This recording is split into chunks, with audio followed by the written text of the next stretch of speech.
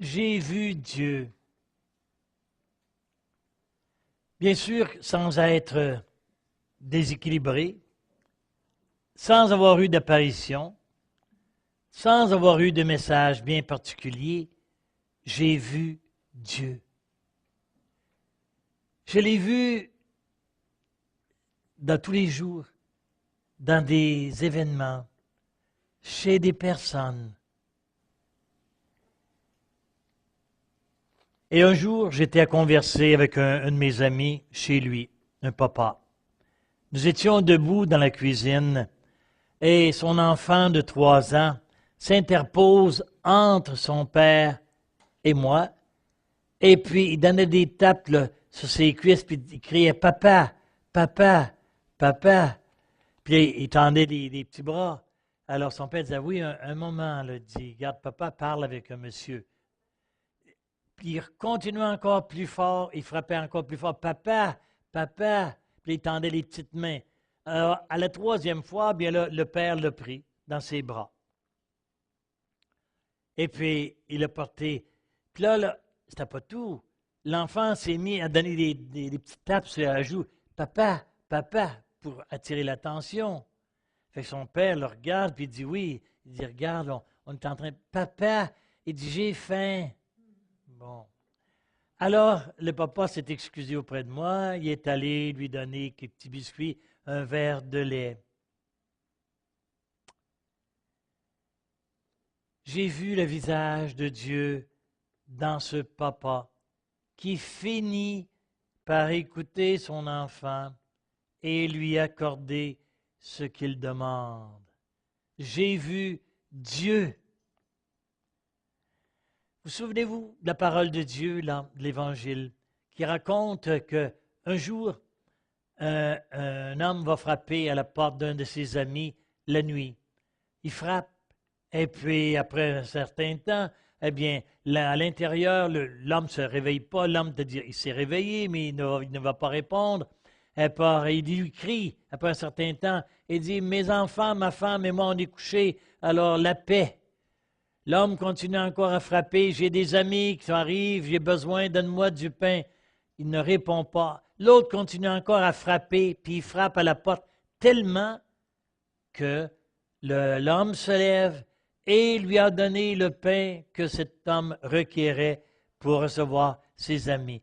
Alors, on appelle ça l'ami, l'imposteur, qui vient de nuit frapper à la porte pour demander du pain. Il s'est levé. Alors, Jésus prenait des exemples comme ça pour dire, c'est l'attitude de mon Père. Demandez, demandez, disait-il, et vous recevrez. Cherchez, vous allez trouver. Frappez, et vous allez voir qu'on va vous ouvrir. Car quiconque demande reçoit, qui cherche trouve, et qui frappe, à qui frappe, on ouvrira. Et plus loin, Jésus disait, qui d'entre vous, quand son fils lui demande du pain, lui remettra-t-il une pierre? Ou s'il lui demande du poisson, va-t-il lui remettre un serpent? Si donc, vous, qui êtes mauvais, vous savez donner de bonnes choses à vos enfants, combien plus votre Père du ciel donnera-t-il de bonnes choses à ceux qui l'en prient? Jésus l'a répété tant de fois, demandez, demandez, demandez. Maintenant, si je vous pose la question, avez-vous toujours reçu ce que vous avez demandé? Ah non, hein? Ah non, c'est très vrai. Que de fois vous avez fait des neuvaines? Que de fois vous avez adressé des prières à Dieu pour demander des faveurs qui n'est jamais venu, jamais venu. Alors, quand Dieu dit « demandez et vous recevrez », mais qu'est-ce que ça veut dire? Est-ce que Dieu veut nous leurrer? Est-ce que Jésus veut simplement nous dire à un moment donné là, que demandez, puis vous allez recevoir ça? Quand Jésus dit quelque chose, Dieu est vérité, donc Dieu accomplit toujours ce qu'il dit. Quand je me souviens, quand j'étais petit gars, j'aimais beaucoup le sucré. Les desserts, j'en avais jamais assez. C'était jamais assez sucré. Mais quand on s'approchait à la table pour manger, c'est entendu que pour avoir du dessert, il fallait d'abord manger sa soupe, manger la viande, manger les fameuses carottes, avant d'avoir le dessert. Puis je me souviens des fois, les dernières bouchées, là, ça rentrait difficilement, surtout les carottes que je n'aimais pas. Alors ça rentrait difficilement, mais pour avoir du dessert, j'étais prêt à tout manger. Puis c'est curieux, hein? Quand arrivait le dessert, ça rentrait comme si de rien n'était. Ça rentrait facilement comme si je n'avais pas mangé auparavant. Et aujourd'hui, je remercie mes parents de ne pas m'avoir écouté quand je demandais du sucré, du dessert. Pourquoi? Ce que je voyais à l'époque, pour moi, mon bien, là, on a des œillères dans ce moment-là. Mon bien, c'était le sucré, c'était le dessert. Puis j'aurais mangé que des desserts. Mes repas auraient été complets, juste avec du sucré. Mais pour mes parents, il fallait avoir une nourriture bonne, une nourriture solide. Mes parents avaient une vision de moi toute ma vie, que je devienne un homme en santé, que je devienne un homme qui puisse réaliser quelque chose dans sa vie, qui réussir sa vie, mais aussi réussir quelque chose pour l'humanité. C'était là la vision que mes parents avaient. Et quand ils m'imposaient de manger la viande, la soupe, la viande, les carottes, les patates, c'était pour mon bien, que je ne voyais pas à l'époque.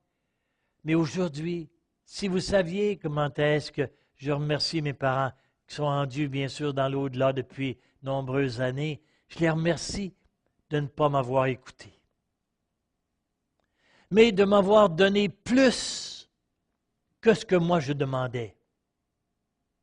Je demandais du sucré, ils m'ont donné une nourriture solide, ce qui a permis de faire ce qu'aujourd'hui je peux réaliser de beau, de grand dans ma vie.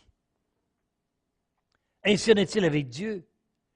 Bien sûr, Dieu il nous exauce toujours, et Jésus l'a promis. Jésus, le Père, nous exauce toujours, mais pas à notre manière, à nous autres. C'est sûr que si je demande peut-être d'être libéré de l'arthrite, peut-être d'être libéré de l'arthrose, ou encore des migraines, ou peut-être de l'insomnie, peut-être que je ne serai pas exaucé. Oui, mais je lui demande ça à Dieu, puis il ne me le donne pas. Dieu nous donne toujours plus que ce qu'on peut lui demander. Et le plus bel exemple, c'est celui de son fils Jésus. Quand Jésus est en croix le vendredi saint, et qu'il dit à son Père, « Père, pourquoi m'as-tu abandonné? » Écoutez, c'est toute une question s'adresser à son Père. Pourquoi m'as-tu abandonné? Pourquoi m'as-tu laissé là? C'est toi qui m'as envoyé en mission dans le monde pour que je vienne parler de toi, que je vienne révéler ton amour à l'humanité, à mes frères et sœurs que sont les humains.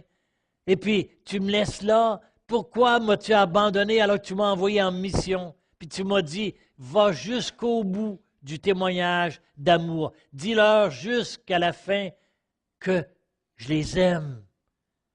C'est toute une question à son Père. Pourquoi m'as-tu abandonné? Ça a été le grand silence de Dieu ce vendredi saint. On n'a pas entendu Dieu venir parler à son Fils, venir lui l'encourager.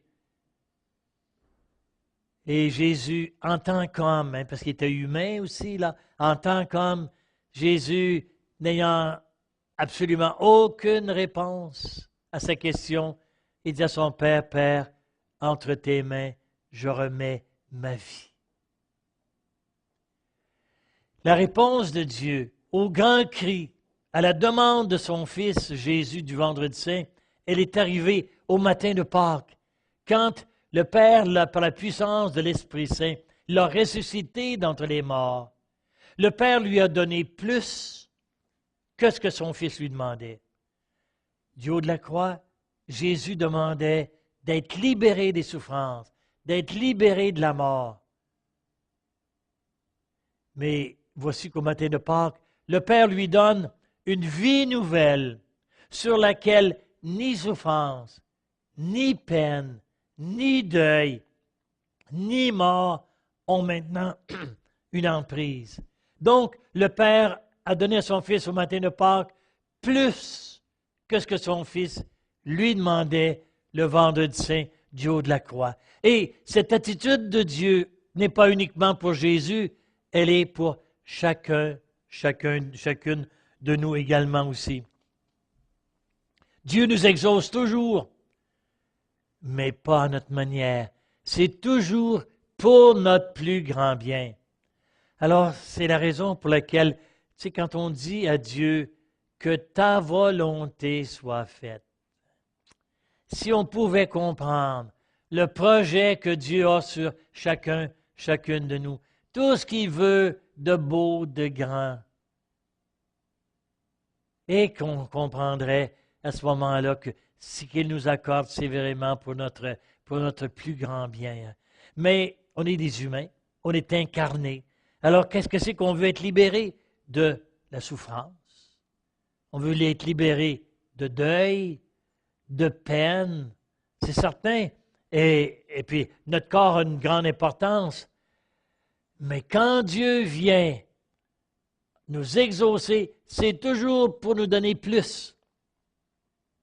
D'ailleurs, il l'a dit lui-même, qu'il était venu pour que nous ayons la vie et que nous l'ayons en abondance. Et quand Jésus posait des gestes de guérison, des gestes miraculeux, Jésus n'a pas joué du tout au thaumaturge. Jésus ne voulait pas être une vedette, pas ça du tout. Jésus venait révéler le royaume de Dieu, c'est-à-dire que nous dire, écoutez, il y a une autre vie que celle que vous vivez sur terre. Et vous êtes appelés à quelque chose de tellement beau, de tellement grand. Alors Jésus nous le rappelle que le royaume de Dieu, c'est un royaume spirituel. Bien qu'à notre mort, ça ne finit pas là. Qu'à notre mort, nous passons de ce monde à un autre monde, à la suite de Jésus, là où il n'y a ni souffrance, ni peine, ni deuil, ni larmes, ni de mort. C'est ça à quoi est-ce qu'on est appelé. Alors Jésus est venu nous le révéler. Donc, quand Jésus faisait un miracle, c'était toujours pour nous révéler l'autre, l'attitude spirituelle. Exemple, Jésus guérit un aveugle de naissance. Alors, Martimée, alors c'est sur le bord, il est à l'entrée du village, et puis il entend passer des gens, il demande qui est-ce que c'est. On dit c'est Jésus de Nazareth. Alors il crie Jésus de Nazareth, fais que je vois. Il n'a jamais vu la lumière, cet homme-là. Il n'a jamais vu les visages de ses parents. Il est né aveugle. Alors que fait Jésus? Jésus lui rend la vue. Et là, dans l'enthousiasme, dans la joie, vous comprenez bien qu'il suivait Jésus, puis il n'avait d'éloge que pour Jésus. Mais attention, Jésus n'a pas voulu jouer à la vedette. Que fait-il, Jésus? Il a guéri cet aveugle de naissance. Jésus proclame tout de suite, « Je suis, moi, la lumière du monde. Qui me suit ne marche pas dans les ténèbres, mais il aura la vie éternelle. »